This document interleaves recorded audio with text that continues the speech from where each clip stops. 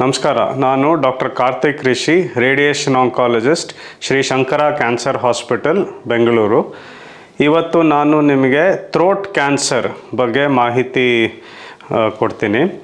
Throat cancer ಅಂದರೆ medical ಟರ್ಮಲ್ಲಿ larynx ಅಥವಾ ಫೆರಿಂಜಲ್ ಕ್ಯಾನ್ಸರ್ ಅಂತ ಹೇಳ್ತೀವಿ.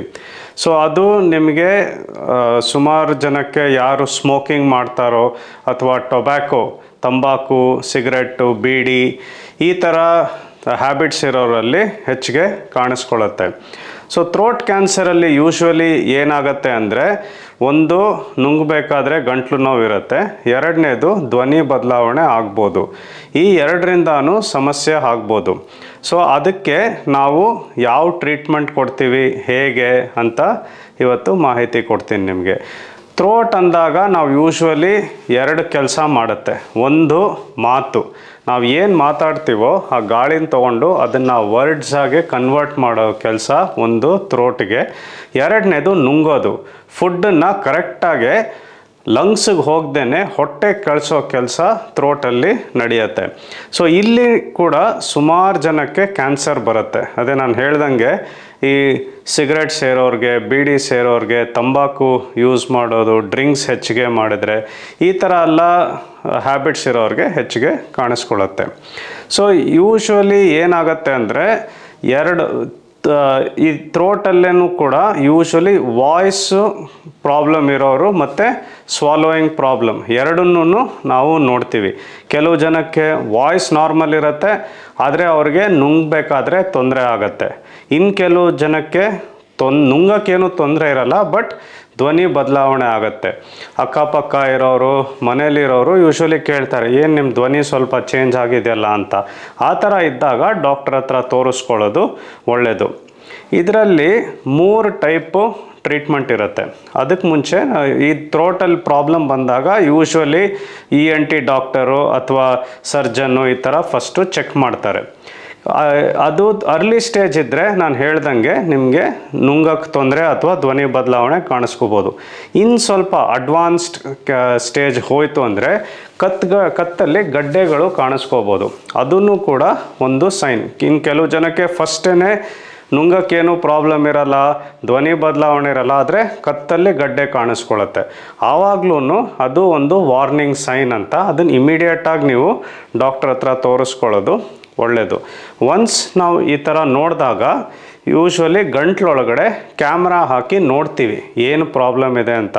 ಅದನ್ನು ನಾವು rigid laryngoscopy, flexible laryngoscopy, video laryngoscopy, Hopkins examination ಈ ಥರ ಸುಮಾರು ಹೆಸರು ಕೊಡ್ತೀವಿ.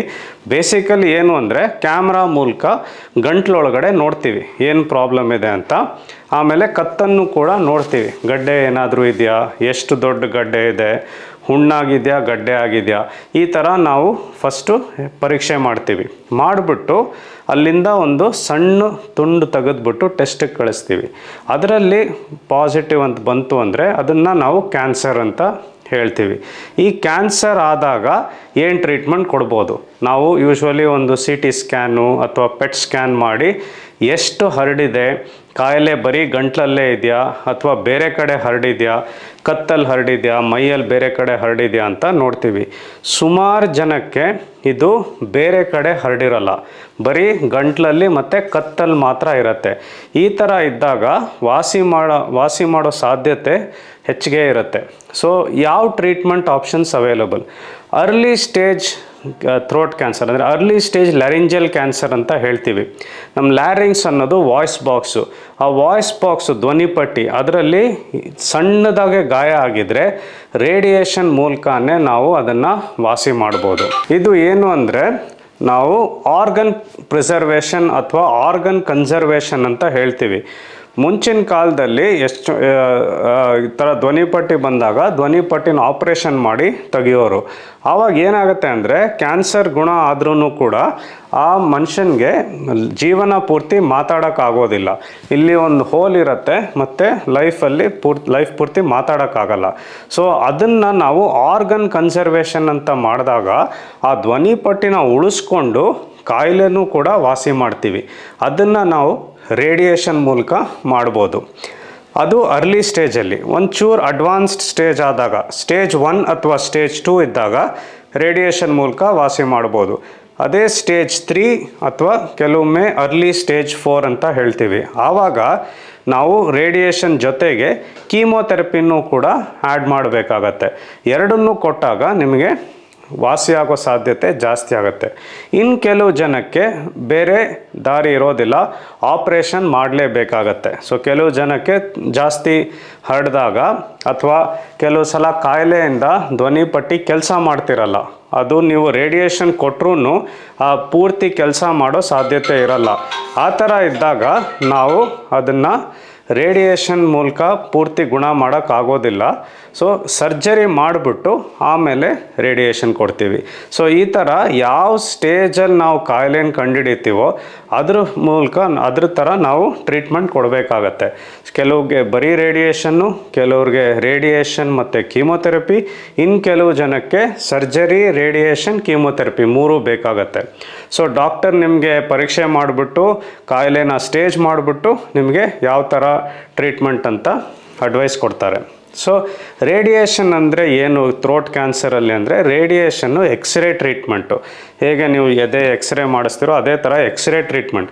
ಎಕ್ಸ್ರೇ ನಿಮಗೆ ಕಾಣೋದಿಲ್ಲ, ಅದು ಫೀಲು ಆಗಲ್ಲ. ಸೊ ನಿಮಗೆ ನೋವು, ಉರಿ, ಕರೆಂಟು, ಶಾಕ್, ಬರ್ನಿಂಗ್ ಆ ಥರ ಏನೂ ಇರೋದಿಲ್ಲ. ಆದರೆ ಗಂಟ್ಲಿಗೆ ಕೊಡ್ತಿರೋದ್ರಿಂದ ಕೆಲವು ಸೈಡ್ ಎಫೆಕ್ಟ್ಸ್ ಆಗುತ್ತೆ ರೇಡಿಯೇಷನ್ ಕೊಟ್ಟಾಗ. ಒಂದು, ಚರ್ಮ ಕಪ್ಪಗಾಗತ್ತೆ, ಕತ್ತು ಸುತ್ತ ಇಲ್ಲಿ ಚರ್ಮ ಕಪ್ಪಗಾಗತ್ತೆ.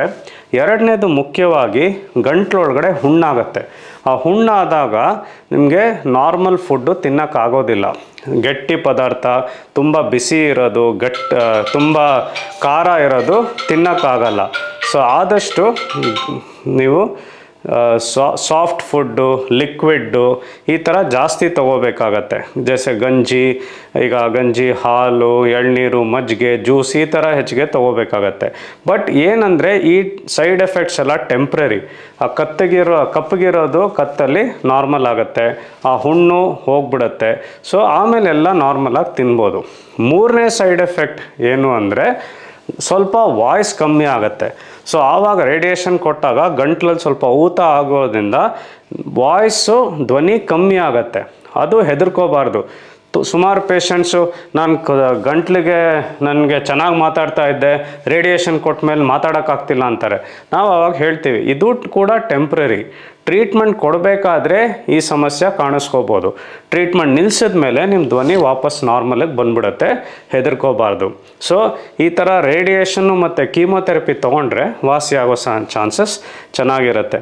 ರೇಡಿಯೇಷನ್ ಯೂಶ್ವಲಿ ನಾವು 1 ರಿಂದ 1.5 ತಿಂಗಳು ಕೊಡ್ತೀವಿ. ಅರೌಂಡ್ 6 ರಿಂದ 8 ವಾರ ರೇಡಿಯೇಷನ್ ಕೊಡ್ತೀವಿ. ಆ ರೇಡಿಯೇಷನ್ ಬಂದ್ಬಿಟ್ಟು ವಾರದಲ್ಲಿ 5 ದಿನ ಡೈಲಿ ಬಂದು ತೊಗೋಬೇಕಾಗತ್ತೆ.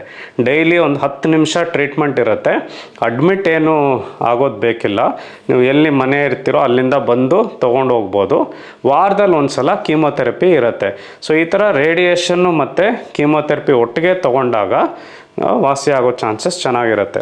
ಸೊ ಕೆಲವು ಜನಕ್ಕೆ ರೇಡಿಯೇಷನ್ನು ಮತ್ತು ಕೀಮೋಥೆರಪಿ ತೊಗೋಬೇಕಾದ್ರೆ ತುಂಬ ಗಂಟ್ಲು ನೋವು ಇರುತ್ತೆ, ಮತ್ತು ಅವ್ರಿಗೆ ನುಂಗಕ್ಕಾಗೋದಿಲ್ಲ, ನೀರು ಕೂಡ ನುಂಗಕ್ಕೆ ಕಷ್ಟಪಡ್ತಾರೆ. ಅಂಥವ್ರಿಗೆ ನಾವು ಏನು ಹೇಳ್ತೀವಿ ಅಂದರೆ ಆಲ್ಟರ್ನೇಟ್ ಫೀಡಿಂಗ್ ರೂಟ್ ಅಂತ ನಾವು ಮಾಡಬೇಕಾಗತ್ತೆ. ಅಂದರೆ ನಿಮಗೆ ಬಾಯಲ್ಲಿ ಆಗದೇ ಇದ್ದಾಗ ನಾವು ಕೆಲವು ಸಲ ಟ್ಯೂಬ್ಸನ್ನು ಹಾಕಬೇಕಾಗತ್ತೆ. ಒಂದು ಮೂಗಿಂದ ಹಾಕ್ಬೋದು. ಮೂಗಿಂದ ಹಾಕಿದಾಗ ಟ್ಯೂಬ್ ಡೈರೆಕ್ಟಾಗಿ ಹೊಟ್ಟೆ ಒಳಗಡೆ ಹೋಗುತ್ತೆ. ಅದ್ರ ಮೂಲಕ ನೀವು ಲಿಕ್ವಿಡ್ ಫುಡ್ಡನ್ನು ಕೊಡ್ಬೋದು. ಟ್ರೀಟ್ಮೆಂಟೆಲ್ಲ ಮುಗಿದ ಮೇಲೆ ಆ ಹುಣ್ಣೆಲ್ಲ ಆರೋಗ್ಬಿಡುತ್ತೆ. ಆಮೇಲೆ ನಾವು ಪೈಪನ್ನು ತೆಗೆದ್ಬಿಟ್ಟು ನೀವು ನಾರ್ಮಲಾಗಿ ಬಾಯಲ್ಲಿ ತೊಗೋಬೋದು. ಇನ್ನು ಕೆಲವು ಜನಕ್ಕೆ ಇವಾಗ ರೀಸೆಂಟಾಗಿ ಪೆಗ್ ಟ್ಯೂಬ್ ಅಂತ ಬಂದಿದೆ. ಪೆಗ್ ಟ್ಯೂಬನ್ನ ನಾವು ಡೈರೆಕ್ಟಾಗಿ ಹೊಟ್ಟೆಯಲ್ಲಿ ಹಾಕ್ಬಿಡ್ತೀವಿ. ಆವಾಗ ಏನಾಗುತ್ತೆ ಅಂದರೆ ನೀವು ಗಂಟ್ಲು ಮೂಲಕ ತೊಗೊಳ್ಳೋ ಅವಶ್ಯಕತೆ ಇರೋದಿಲ್ಲ. ಬೈಪಾಸ್ ಆಗಿ ಡೈರೆಕ್ಟಾಗಿ ಹೊಟ್ಟೆಯಲ್ಲೇ ನೀವು ಫುಡ್ಡನ್ನು ಕೊಡ್ಬೋದು. ಅದರಿಂದ ಏನಾಗುತ್ತೆ, ಆ ನುಂಗಬೇಕಾದ್ರೆ ಆಗೋ ನೋವು ಇರೋದಿಲ್ಲ, ಶಕ್ತಿನೂ ಚೆನ್ನಾಗಿರುತ್ತೆ. ಟ್ರೀಟ್ಮೆಂಟ್ ಮುಗಿದ ಮೇಲೆ ಬಾಯಲ್ಲಿ ತೊಗೊಳಕ್ಕೆ ಶುರು ಮಾಡಿದ್ಮೇಲೆ ನಾವು ಹೊಟ್ಟೆಯಲ್ಲಿರೋ ಪೈಪನ್ನು ತೆಗೆದುಬಿಡ್ತೀವಿ. ಸೊ ಈ ಥರ ನಾವು ರೇಡಿಯೇಷನ್ ಮತ್ತು ಕೀಮೋಥೆರಪಿ ಟೈಮಲ್ಲಿ ನ್ಯೂಟ್ರಿಷನ್ನ ತುಂಬ ಮುಖ್ಯವಾಗಿ ನಾವು ಕೇರ್ಫುಲ್ಲಾಗಿ ನೋಡ್ಕೋಬೇಕು. ಅದನ್ನು ಮೇಂಟೈನ್ ಮಾಡ್ಕೊಂಡು ಹೋದರೆ ಟ್ರೀಟ್ಮೆಂಟ್ ತೊಗೊಳಕ್ಕೆ ಶಕ್ತಿ ಇರುತ್ತೆ ಮತ್ತು ಟ್ರೀಟ್ಮೆಂಟು ಕೂಡ ಚೆನ್ನಾಗಾಗತ್ತೆ. ಇನ್ನೊಂದು ಕೆಲವು ಜನಕ್ಕೆ ನಾವು ಥ್ರೋಟ್ ಕೊಡಬೇಕಾದ್ರೆ ಕೆಲವು ಸಲ ಬಾಯಲ್ಲೂ ಕೊಡಬೇಕಾಗತ್ತೆ. ಆವಾಗ ಹಲ್ಲು ಜುಮ್ ಅನ್ನೋದು ಕೆಲವು ಜನಕ್ಕೆ ಕಾಣಿಸ್ಕೊಳ್ಳುತ್ತೆ. ಸೊ ರೇಡಿಯೇಷನ್ ಶುರು ಆಗೋಕ್ಕೆ ಮುಂಚೆ ನಾವು ಡೆಂಟಿಸ್ಟ್ ಹತ್ರ ತೋರಿಸ್ಬಿಟ್ಟು ಹಲ್ಲೇನೋ ಉಳ್ಕಲ್ಲಿದ್ದರೆ ಅದನ್ನು ತೆಗೆಸ್ಬಿಡ್ತೀವಿ. ಇನ್ನು ಕೆಲವು ಸಲ ಬಾಯಲ್ಲಿ ಏನಾದರೂ ಟ್ರೀಟ್ಮೆಂಟ್ ಕೊಡಬೇಕು ಅಂದರೆ ಕೊಟ್ಬಿಟ್ಟು ಅದಾದಮೇಲೆ ಸ್ಟಾರ್ಟ್ ಮಾಡ್ತೀವಿ. ಸೊ ಈ ಮೂಲಕ ರೇಡಿಯೇಷನ್ ಕೀಮೋಥೆರಪಿ ಸೇಫಾಗಿ ತೊಗೋಬೋದು. ನಾನು ಹೇಳಿದೆ ರೇಡಿಯೇಷನ್ ಕೊಡಬೇಕಾದ್ರೆ ನಾರ್ಮಲ್ ಫುಡ್ ತಿನ್ನೋಕ್ಕಾಗಲ್ಲ ಅಂತ.